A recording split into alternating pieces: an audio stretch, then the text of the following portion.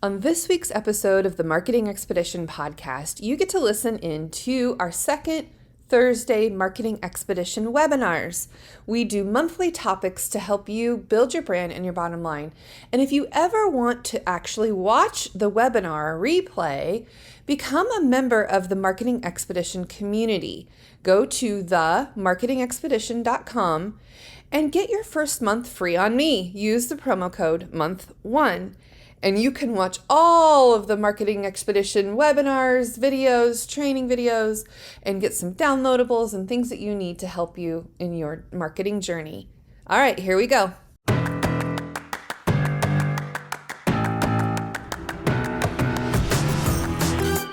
Welcome to the Marketing Expedition podcast, an auditory journey through the latest in marketing, branding, and advertising. Now, here's your Marketing Expedition guide, Rhea Allen. Welcome to the second Thursday Marketing Expedition webinar. I'm your host, Rhea Allen. I'm the president and CEO of Pepper Shock Media, also the founder of the Marketing Expedition community and podcast, and am here today to share with you all about video marketing made easy. I've been in the business for quite a while now, as when we first started in 2003. And so have had a lot of experience in coming up with different ways to share videos that we do. And so I am going to share with you video marketing made easy and just kind of go over some of the basics and get into some more things here. Okay, so first things first, just a little bit more about Pepper Shock Media. If you've never seen one of my webinars yet before, we are a full service advertising agency and with creative production services, including account services, graphic design, web design, video production. We have studio rental, photography, audio production, and content writing, and a whole lot of other things that we can do to help our clients build their brand and their bottom line. And so our topic today is Made Easy. Learn how you can get an ROI, or a return on your investment, or sometimes I like to call it ROMI, a return on your marketing investment on your marketing in your video. So let's go over what you're going to learn today, understand what video marketing platforms and features that you can use for the purpose that you have, when and why, and then how to provide the right kind of trending video content to resonate with your audience. And then learn new trends on creating videos and the various platforms available. And then ways to grow your views, followers, influencers, and brand evangelists. Don't miss out on this opportunity to help you build your brand and your bottom line. If you're a video producer, a marketer, a content creator, a business owner, or what have you, or if you're just getting started and wanting to learn more about how to get the videos out there in the world, because we can make all of these wonderful videos, but if no one sees them, then there's no point, right? You want to make sure that you can have the audience follow you and see them. And we're going to talk about what goes into making the video. So you have images, you have your voice track, you can have music or a soundtrack. You want to put the videos together in a nice professional way. And then, of course, text and graphics. And we'll talk a lot more about those different types of things that go into making the video.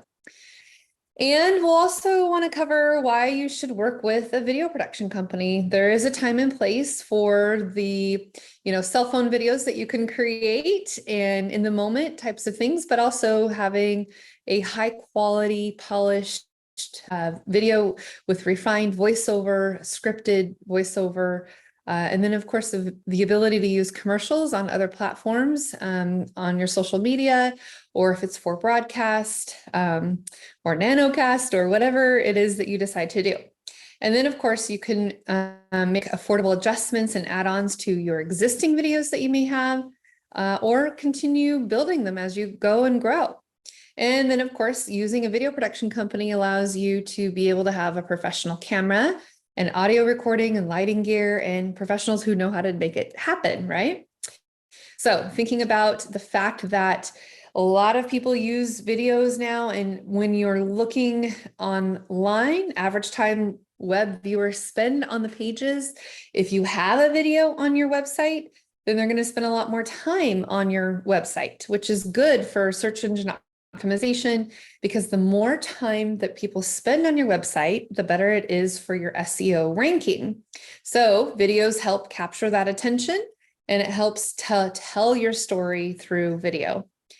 And what can you do to plan the content for your video? Well, let's first start off by writing down your goals and expectations. What are those goals? What do you want to have people do when they see the video that's there? Right? We want to make sure that the expectations of your video are fulfilled. And then some of the things you can do is analyze what your competitors are doing and how you can do better, right? Copy and steal everything, but diversify what they do and make it better. And then understanding your audiences, taking the time to understand who it is that you want to attract to watch those videos, why you want them to watch them, what is that you want them to do after having watched that video. And then research the topics that would be best for you to cover in your industry, or what's trending, or what's going to capture that attention of the audience members that you've identified.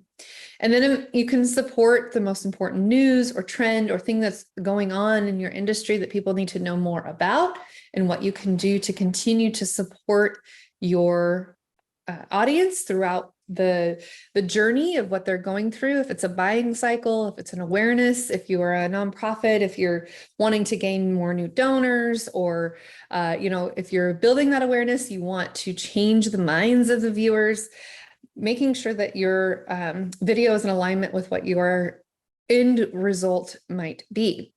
And then you can actually match those video topics with each stage of that customer journey that you're going through, and thinking about how you can continue to attract them and to want to watch more videos from you, right? And so when you're filming a video for your business, if you're a click and mortar or a brick and mortar, right?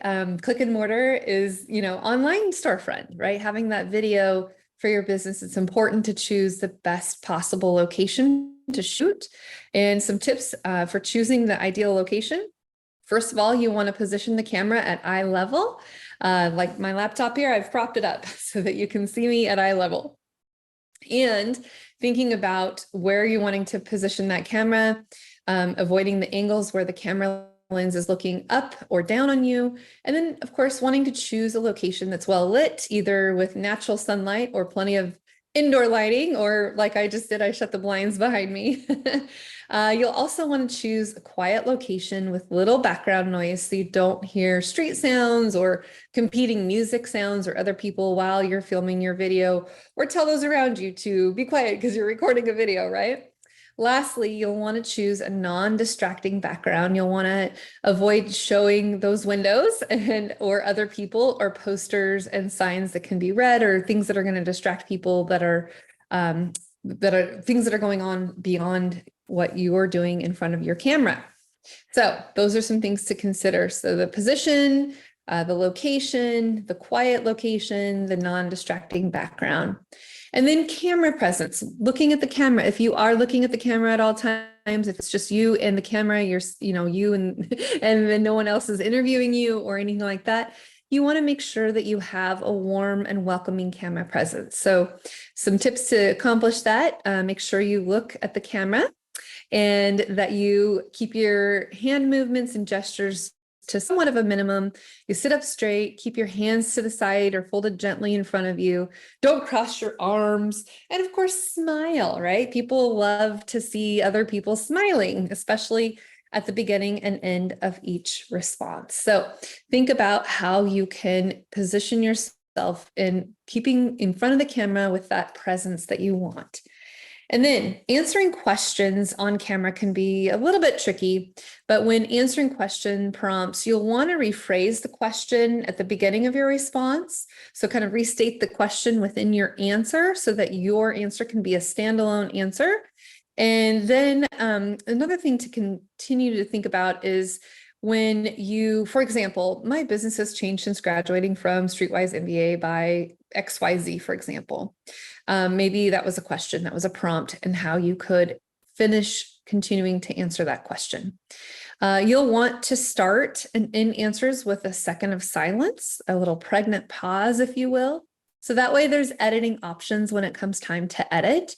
And then of course, looking straight into the camera as you do so. And then you'll want to start and end your answers definitively. Avoid starting each question with so and ums and ending with upward intonations like you would when asking a question. So start your answer again if a noise interrupts your answer, or such as a police siren or a dog barking or who knows what's going on in the background, right? So that way you can have those as editing options when you're going through the editing phase of your video. And then if you can be sure to answer each question within 60 seconds or less, that way it's concise and shows positive energy, and then you're not just continuing to ramble on, right? So think about how you want those questions to be answered. And then if you want to restate the question in your answer again, you have more additional editing options to go through. And sometimes I like to ask people to summarize what they just said so that they can say it again in a more concise way. And then it comes across even better. And then thinking about clothing and accessories, if you want to show off your company brand, you can use logo wear that's within the company brand standards, not showcasing somebody else's brand or another brand that you don't want to have represented in your video. So think about the clothing that you want to wear, the accessories that you're wearing. Think about the types of clothing colors that you can wear that'll go good with what your company brand is. So the colors of your brand, thinking about how you can wear that in the video. And if you are on a green screen or a blue cyc wall, being able to, wear the right colors that don't make you blend into the background.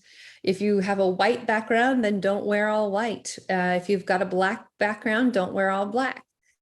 That way you can stand out enough to where people can see you in that. So avoid those colors that'll blend in the background. And if you're really getting close up in your video or your camera in the scene that you have there, if it's a close-up shot or if it's what we call a bust shot, then think about the patterns and stripes and plaids or polka dots that can be somewhat distracting. They could also bleed into what you're doing. So thinking about trying to avoid patterns or those polka dots or those things that are going to just distract people, right? And of course, avoiding that white and or black, depending on the background that you have. Having clothing options, if you do go to a studio to record, sometimes really help, because sometimes then you can test out the different types of clothing options that you have. And then another thing too is if you are wearing a lapel mic, think about the accessories that you're wearing. Is your jewelry going to knock up against the microphone, or is it going to be a distraction when you are talking and sharing whatever it is that you're sharing about? And then here's a few other tips too for business video production. If you can speak more slowly than what you would normally do in person, it can help make it a little more enunciated, a little more understandable and clear. So you could do a short recording to test to make sure that you can see and hear yourself clearly. And if you need water, have water handy to have your throat clear. And then finally, think about ways that you can keep your throat clear. A bite of an apple can really help take care of that dry throat, or maybe some lemon juice or tea, something that's going to keep your throat nice and clear. And when you're sharing these videos, and if you're going to do a lot of them all at once, having that available to you is going to be great along the way. So that way you can continue to keep your throat clear. Now, if you do eat a bite of apple, think about your teeth and keeping them clean so that you're not getting pieces of, apple is stuck in your teeth, for example. And of course, did you know that YouTube is the second largest search engine? So Google obviously bought out YouTube. So then now Google is the largest search engine, but YouTube is also, and people use YouTube to have all kinds of different answers to questions that they may have. So if you can present YouTube videos as a way to continue to support your brand and share and showcase your knowledge and your expertise in your industry, then it's going to help you in your search engine optimization. So that way people can continue to find your results that you supply. And YouTube can increase your SEO and overall brand presence by having those videos out there with different answers, different ways, different scenarios, different meta tags and titles that you can use to present the videos. We actually did this for a hospice company in our area, and we had a series of 15 to 30-second short videos that we did of just useful little tips and information. And we titled them all differently, and we compared to see which ones were getting searched most. And then ones that were doing well, we could repeat that process and do more videos on those topics and ways that we're getting out there even more. So it's just a way to continuously understand and evolve how your search engine optimization is doing and how you are continuing to market your brand and your presence online. And we know that YouTube reaches so many people. Over 500 hours of video are uploaded every single minute on YouTube. And 81% of Americans use YouTube. And that was a statistic from 2021. And I'm sure it's even more now. And 59% of executives prefer watching video to reading text. So keep that in mind. Video is a way to be able to display and share and showcase your information. And people will watch the video, they'll watch the subtitles, and they'll actually read the subtitles of your video more than they would want to read the text on your website. So utilizing video is certainly a great tool to get your information across to the people that you want to have that information. And some other ideas of why you should create on YouTube specifically, and what you can create on YouTube. So customer testimonials are a really great way to have other people talk about your business. We all know word of mouth advertising is the #1 way to get your message out there. So how great would it be for other people to talk and tout about your business? And so those customer testimonials are a really great way to accelerate that word of mouth advertising. So if you can get customer testimonials from people who you've served, clients you've had in the past, maybe a former boss or a leader, or maybe it was a volunteer group that you were a part of, if people can give testimonials about you and your service and what you do, what you provide, your products, or any of those types of things that you can do to have people talk about you, then you are doing yourself a great service in helping your video market you as a company or a brand. And then of course, doing product demonstration videos, how to use your product, what kinds of ways can people use it? Maybe it's a lifestyle video of people enjoying your product or service and the lifestyle that they're leading. It maybe is the types of people who would use it. I always try to encourage people to use people's faces in the video. Even if it's, somebody's hands, or if you can see them in action using your product or your service, then it's going to be more well received, because we know for a fact that using human connection with other humans helps tremendously in the connection and the trust factor in the videos that you're producing. And then, of course, tutorial videos. If you can do, teaching, learning, trainings, those types of things, and those tutorial videos of how to do something, those are going to really give you a lot of traction. And then thought leader interviews. So if you have thought leaders in your industry, or maybe there's a cross industry that is something similar, or that augments or complements what you are doing within your industry, those thought leader interviews can be really great to capture. And then, of course, have quotable moments that you can have, those little audio bites that you can put out there of those moments to then lead people into watching more of your video. And then number 5, project review, or project reviews and case studies. If you can showcase a study that you've created, or maybe it's a project that you've completed, and you can showcase all of the information and how you got to the results that you did. And the case studies are a tremendous way to showcase what you've done and how you've accomplished what you've accomplished. So yeah, those project reviews and case studies can be super helpful. And then YouTube live videos are another way to go about it. Even Facebook live videos or other, live in the moment videos. We know that Facebook loves it when we do live videos, and they always share and show that a lot more than others because they want to promote the live in the moment. Instagram, if you are going live on Instagram, then it's going to push it out there. The social media platform will push it out there more to say, oh, so-and-so is going live, let's go check it out, right? Because it's in the moment, it's instantaneous. And then of course, event videos, if you've had a big event that you are putting on or that's going on, or maybe you're wanting to promote the event, you want to showcase previous year events so that people can have that fear of missing out. They don't want to miss out, so they have to be a part of this event and events not to miss because they are looking at what's going on. And then you can use that as promotional tools for next year to create the buzz and create that live event factor that happens when things are going on, or even in the event in the moment, do a recap of the event so that those who did miss it definitely want to be a part of it next year. Or the next time you do the event, for example. So some things that we can do to continue to market our video on YouTube and other channels too. Keep your channel branding consistent with your other social media accounts. So that way, when people visit your other socials, they know that it's you, they know that it's your brand and what you have to offer. Then it's consistent across the board and everything can remain consistent. In the look and feel and the fonts that you use and everything that you're doing, make it consistent so that your branding really can hold true to what's going on.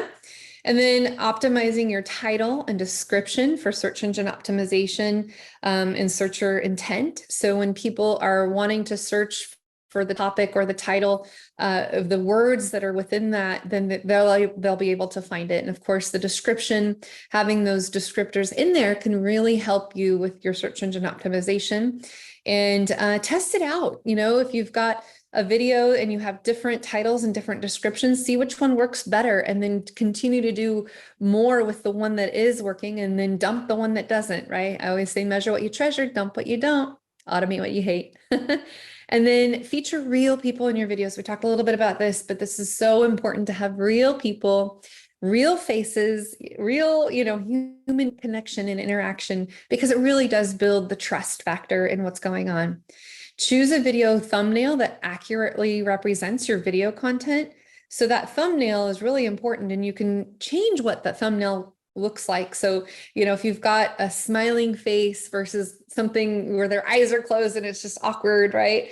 Maybe it's an attention grabber, but we know that having that thumbnail is really important, and having faces of people, or even if it's just hands, whatever the case might be, having some sort of human element or human factor is really going to help boost your results. And then including those calls to action in all of your videos, whether it's a website you want people to visit, or a vanity URL, or if you've got a QR code that you can have people scan, telling them that they can scan it. QR codes are really now much more widely adopted and adapted since pandemic, because we all had to use those QR codes when we were scanning a menu or whatever it is. So now we've got these QR codes that are here for our advantage, and being able to have a call to action and driving people to a specific website or phone number, or, there's a particular action you want them to take, whether it's donating money or it's buying an event ticket or whatever the case might be. If you have that call to action that's going to catch people's attention, then you really want to use that to your advantage. And then make it easy for others to share your videos, right? We want people to share it. We want it to go viral if we can, people will say, oh, can you make me a viral video? But no, I can make a video that we want to drive virability about, but we can't necessarily make a viral video. It's all about how we can get it out there and how we anticipate and can allow people to share the video and encourage them to share that video, right? Create playlists that feature your videos and others.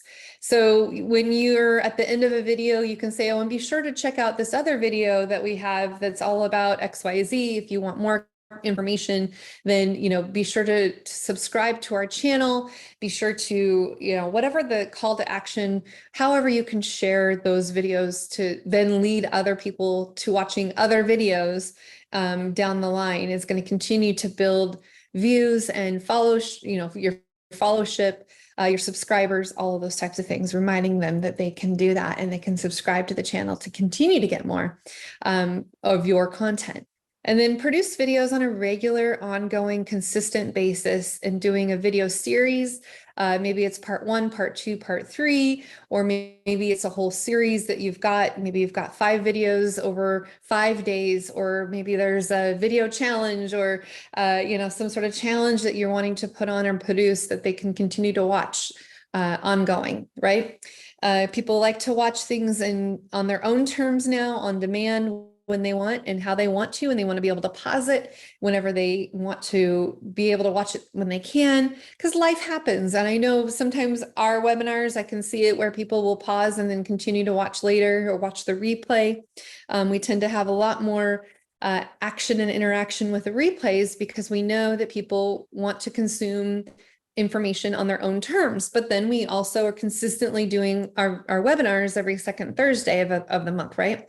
And so consistently having it available, but then knowing that they can have that option to watch the replay later and giving them the ways that they can watch the replay, having that membership or having, the subscription or the capability to be able to do that is very important to continue to build your audience, to build your followership, being able to continue to have those evangelists out there for you.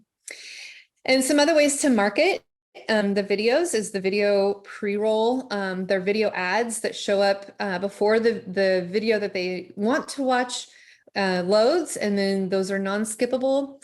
Well, you can program them that way or pay more money to have those video pre-rolls not be able to be skipped. And then they can last anywhere between 15 to 20 seconds, and they're considered really the most cost-effective. Forced watch is when people have to watch them in order to get to the content that they'd like to watch, but then also having a clickable link where they can then click to learn more, and having the ad that goes with it to be able to find out more information. And then the in-stream ads, those can be skipped after 5 seconds, and then they work on a pay per view basis. So per view basis basically is when you pay for them. And then bumper ads, the combination of the above two of the pre-roll and the in-stream, and then they last up to 6 seconds, and those cannot be skipped, right? So those are forced watch. People have to watch them, and you want to capture people's attention right away. And of course, have the subtitles on, or where you have this text on the screen come up, subtext on, so that people can, when they don't have the audio turned up, when they're audio agnostic, meaning that they can be viewed and understood without the audio turned on, then that helps you get the most out of the ad dollars that you're spending, right? Because those you have to pay for either way. And those bumper ads and the video pre-rolls are going to be paid for regardless if people are actually listening to them or not. So you really do want to have content that can be seen and heard or read or, looked at in a variety of different ways, and making it understandable and comprehensible to those who do not have the audio turned up, which happens often, especially on Facebook, we know. The other things that you can do is the live streaming, and then some YouTube shorts, and then some community engagements. So you can engage your community, get them talking with you or along with you, have the capabilities there for people to be able to send videos back or have responses with videos as well. And that live streaming really does create more awareness factors in there as well. Now, some other video marketing that you can use, some tactics that's becoming more and more prominent, and that's TikTok. It has over 1 billion users worldwide. I'm sure by now it even has even more. And 90% of TikTok users use the app on a daily basis. So they're using it on the daily, and sometimes even more than a couple of hours a day. Ask my teenage boys. And of course, TikTok is available in 154 countries. So if you are looking to make impact globally, then it is certainly a place to be on TikTok. And I'm learning more and more about TikTok and how we as businesses can use it and marketers can use TikTok to our advantage in helping build our brand and our evangelists, our brand evangelists that we call the people that are loyal to our brands and want to help share and showcase us. So I've been really studying it and understanding how to use TikTok. And yes, I've been on it and continue to, really see and what kind of trends are going on and how people are taking it to their advantage and using the branded content. And it's not necessarily like a 30-second commercial that you would normally see on network television. It's much different at how the tactics to take on TikTok can really impact your brand. So thinking about how you can do that as well for your advantage. And then when we want to start using TikTok, some things to think about is starting with a branded channel and then collaborating with other influencers, other TikTokers who have built their channels and their followings a lot more. And then creating a hashtag challenge, for example, is one way that you can use TikTok to your advantage. Hashtags are a great way to be able to search for other hashtags that are trending or topics that are happening within your industry. You can use those hashtags or the keywords that are prominent in your industry. Now, be careful because sometimes words are used differently than what are intended. So think about the hashtags that you're using and how you're using them. And then you can now run TikTok advertising and pay to have TikTok ads. So, but again, it's branded content that's not going to, make people cringe when they look at it, right? You kind of have to think about the strategy of how you would create content that even though you're paying for it and it's an ad, how can you make it to where it's what I like to call edutainment? It's educational, but entertaining. Or it's kind of like an infomercial, but it's, or an advertorial, we call them, where it's looks like in a regular newspaper, we would have content that looks like it's written as if it's an article, but it's advertising and it's an advertorial, right? An editorial, but an advertisement at the same time. So with TikTok, you're kind of thinking how you would strategize your brand and you have those lifestyle videos or people using your brand in some way, the influencers or the TikTokers that have already got a big brand following. How can you use that to your advantage? And the first thing though I would do is just get on TikTok and look to see what other people in your industry are doing. Search the hashtags that are, that you can think of that are common words that are within your industry that you could also use as well. And then optimizing your videos. So when we create the titles, we really want to be thoughtful about the titles that we're using. And if we've done our competitive analysis, we can see what other titles other competitors have used in the videos that they may have produced or something similar. Maybe you can get inspiration from a cross industry that not necessarily your industry, but something similar or who have a similar target audience that as you do. And then when you add those descriptions, think about the relevant keywords that you can include in those descriptions that people will search, and then the relevant tags when you're tagging your video.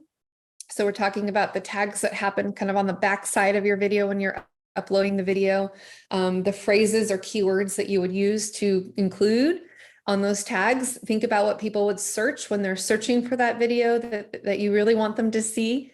And then, of course, upload those subtitles or transcripts where it's reading the words that are being said, because that is really important for people who don't have the capability of hearing, but also for those of us that don't always turn up the audio, we can read the subtitles and look at those too.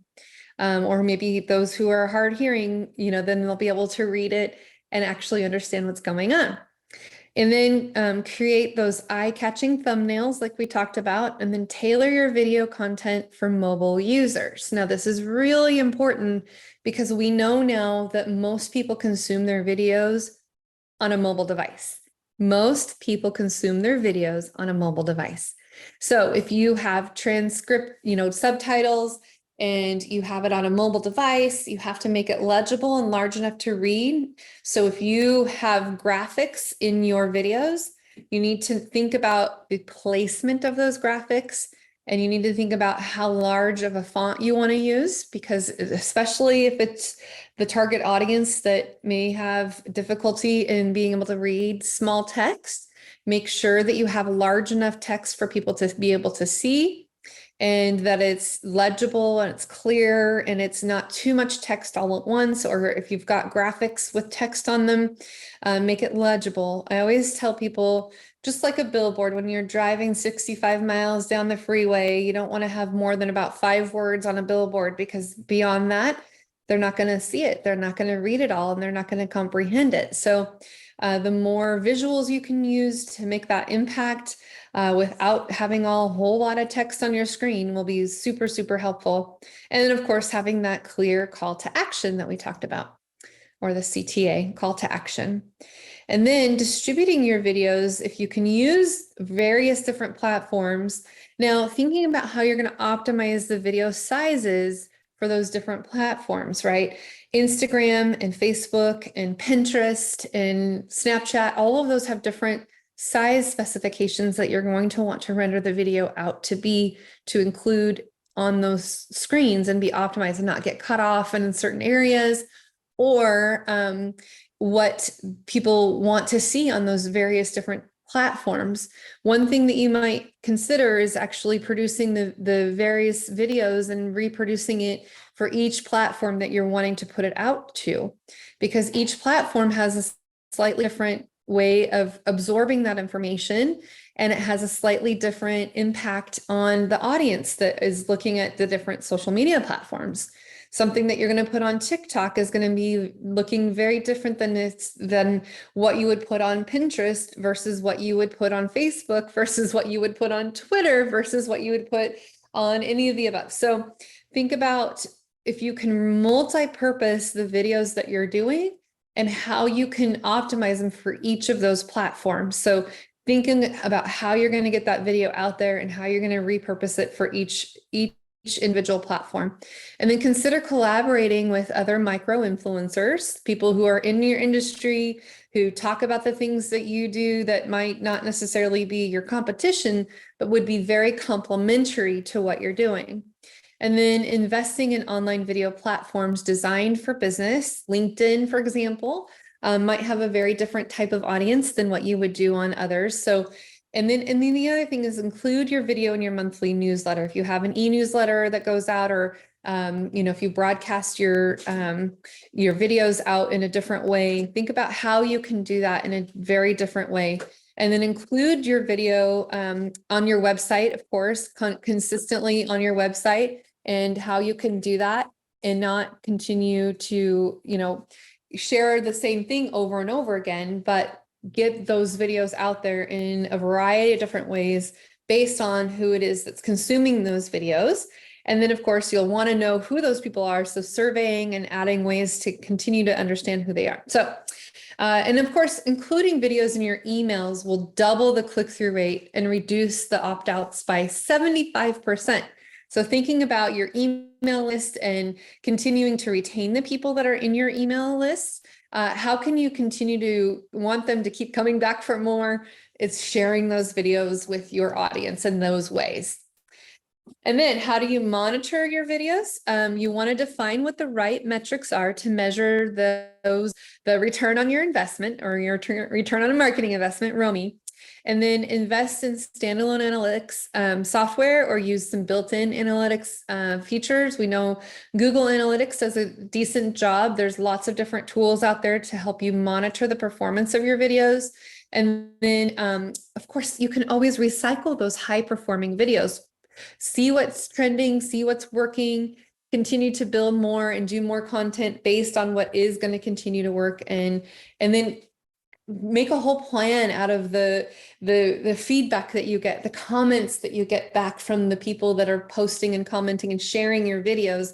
What do they want to see more of? What would they like to hear more about, and why? Find out what those things are from them. Get that feedback, because that's going to be a huge impact on what you decide to do when you continue to build these videos over time, right? And we know that 84.9% of marketers have seen a very positive ROI from their video marketing efforts.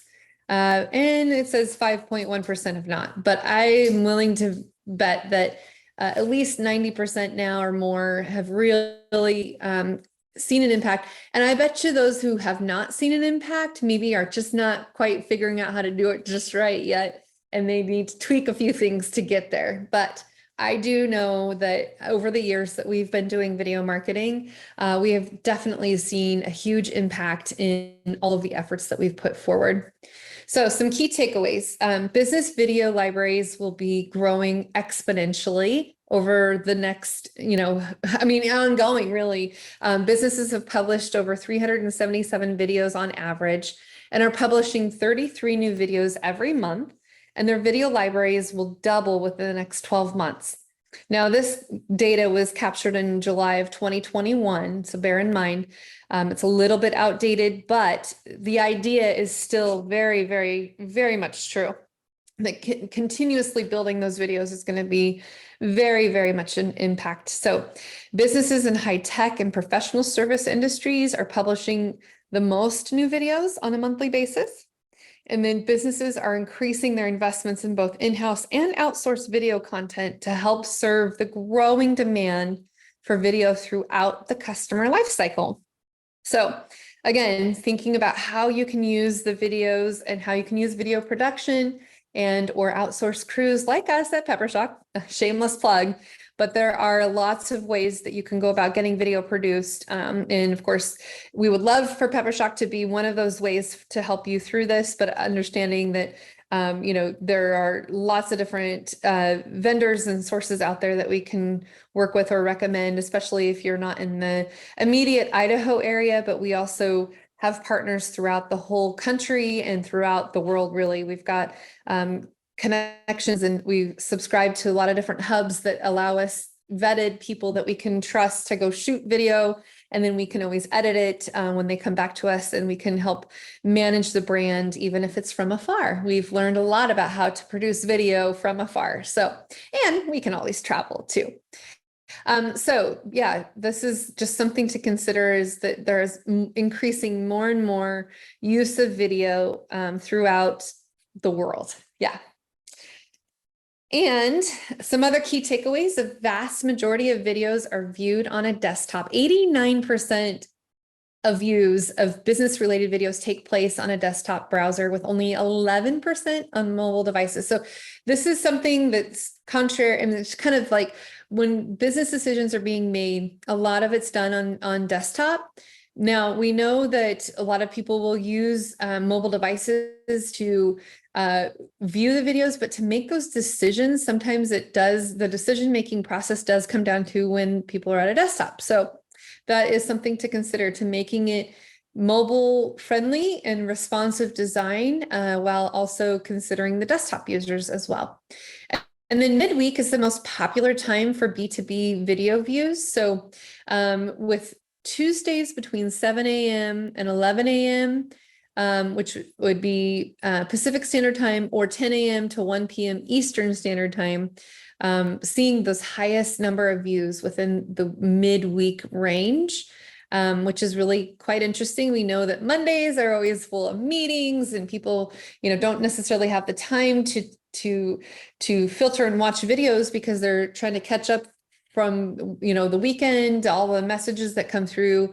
And then Mondays with those Monday morning meetings, not everybody, but a lot of people do have that to contend with. So we love to release videos midweek. We do our podcast release on Thursdays. We've seen the most traction on those types of midweek days. And then Fridays are really hard because people just want to get out of the office. Maybe they leave a day early, they take a 3-day weekend with vacations. And, especially during the summer months, Fridays are really difficult. Friday afternoons are probably the worst time to release a business video, because that's not where people are, that's not where their mindset is. Their mindset is on the weekend, right? Unless it's something to do about the weekend, unless it's something for fun or, food related because you're trying to make dinner, reservations for Saturday night. Fridays are really difficult to want to have great ROI from releasing. Really does depend on the industry, but I would avoid releasing videos on a Friday afternoon. And of course, product videos, demos, and explainers are really the most common videos that are produced.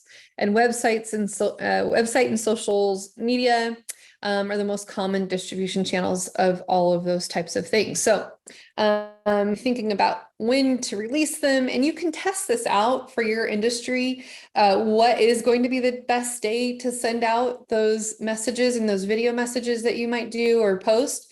And each platform might be a little bit different. It used to be Sunday afternoons was a great time for Facebook because that's when people would get on Facebook and start thinking about the week ahead. But on Instagram, there's just different time frames for different platforms, and you'll start to, as you track this information and track your analytics and see what's working, what's not, then you'll start to discover your own rhythm to when you want to release your videos. So, and of course, businesses are increasing their use of videos across all the specific channels. The number of businesses using videos on landing pages jumped from 49% last year to 60% this year. And the number of businesses using video and email jumped from 36 to 46%. And additionally, video use in sales conversions has also experienced a huge increase from 25 to 37%. So using video in sales is super important. And then an average length of a video, depending on what it is, if it's informational versus, like I said earlier, if it's edutainment or, educational and entertaining at the same time. So 75% of all videos published in the last year are less than 2 minutes long. Less than 2 minutes. I always have to repeat this because people want to create these long videos, and people now just don't want to, look at the long video unless it's educational, unless it's a training. People know that they're going to spend an hour with me every second Thursday, and then they can pause it and rewatch it, whatever the case might be. But if it's promotional in nature or if it's, educational, just think about the length of video and continue to watch how long that goes and grows. Okay. And the average portion of viewers remaining by the end of a video is 46%. So long videos don't have a huge retention rate. So with the length playing a big role in retention. So videos less than 90 seconds in length see an average retention rate of 59%, as compared to videos over 30 minutes that retain only 14% of viewers. So if you're still hanging out with me, you've been with me for longer than 30 minutes now, congratulations, you are a part of the 14%. But I also know that people stop and start and replay and watch, and they'll get through it. So thank you for watching and listening this long, but there's some good stats here. So hopefully you are gaining a lot of good insights and information here. But the use of video analytics is really becoming more prevalent, with 36% of businesses using intermediate and advanced analytics to measure the performance, and only 13% of businesses not using video analytics of any kind. So if you're not using some sort of analytics to see when your drop-off rate is, or how long people are watching, when they're watching, what they're watching, why they're watching, then you need to use some type of analytics to help you in your business decision and video marketing decisions, right? And those using advanced analytics were 2 times as likely to report that returns on their video investments are improving. So continuing to use some analytics will help you. The average portion of viewers remaining by the end of a video, you just have to consider how long it's going to go and grow and be, right? So with that, I'm going to wrap it up. If you are not already a member of the Marketing Expedition community, we call it TMEC for short, the Marketing Expedition community, go to the marketingexpedition.com. And this is my free gift to you. You can sign up for a month and use promo code month1 to sign up for a free month of the Marketing Expedition community, and you can watch all kinds of training videos and do all kinds of things that are there that will help you throughout this process. So with that, thank you so much for joining us. There is a QR code that you can also scan here, and you will get led to the marketingexpedition.com to our month of free membership. If you are already a member, thank you so much for being a part of our community. We love you, appreciate you, and feel free to reach out to us. Feedback is always a gift. If there are topics that you would like to hear more about, then please do let us know. And then, of course, be sure to listen every Thursday to the Marketing Expedition podcast. I get to interview people from all over the world, brand experts, small business owners, marketers, you name it. There are in that podcast waiting for you to listen to them. And then, of course, be sure to give us reviews, rankings, ratings, all of the things to share the love. And if you feel like you've gained value and you want to share this with somebody else, that is the best gift that you can give back to us. So thanks again. And until next time, everybody, enjoy the marketing journey. Thanks for listening to the Marketing Expedition podcast. Want to continue the journey? Don't miss out on new episodes. Subscribe on iTunes, Spotify, Amazon Music, or wherever you get your podcasts.